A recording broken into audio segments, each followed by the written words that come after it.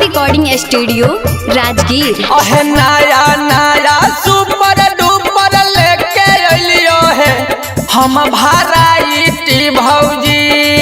अहे नया नया सुपर डुपर लेके अलियो है हम भराइटी भौजी। अहे बड़ी दिन पर बेचे हम आइल हियो है अलहला नाइटी भौजी। बड़ी दिन पर बेचे हम आइल हियो है अलेला नाइटी भौजी। अहे सट सट हवा तोरा लगतो है दोनों पटिए भौजी। सुन ला सट सट हवा तोरा लगतो है दोनों पटिए भौजी। आ बड़ी दिन पर बेचे हम आइल हियो है अलेला नाइटी भौजी। आ बड़ी दिन पर बेचे हम आइल हियो है अलेला नाइटी भौजी। अरे ले नया बड़की अलेला नाइटी भौजी। आ बड़ी दिन पर बेचे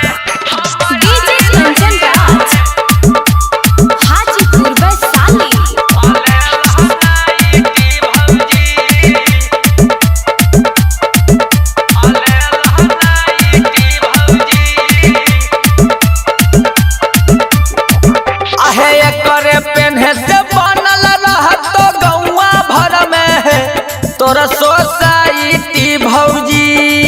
आहे करे पेन्हे से बनल रहतो गौवा भर में है तोरा सोसाइटी भौजी। आहे बड़ी दिन पर बेचे हम आइल हियो है अलेला नाइटी भौजी।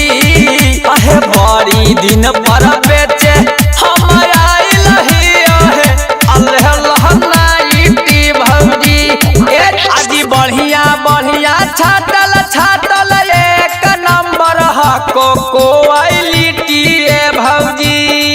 आहे बढ़िया बढ़िया छाटल छाटल एक नंबर हको क्वालिटी भौजी।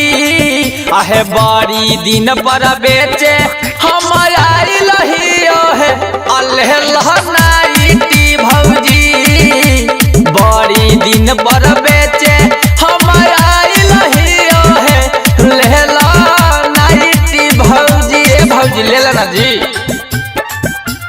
बड़ी दिन पर बेचे हम आइल हियो है हम आइल हियो है लेला DJ Kanchan Raj Hajipur Vaishali. Shivangi recording studio Rajgir.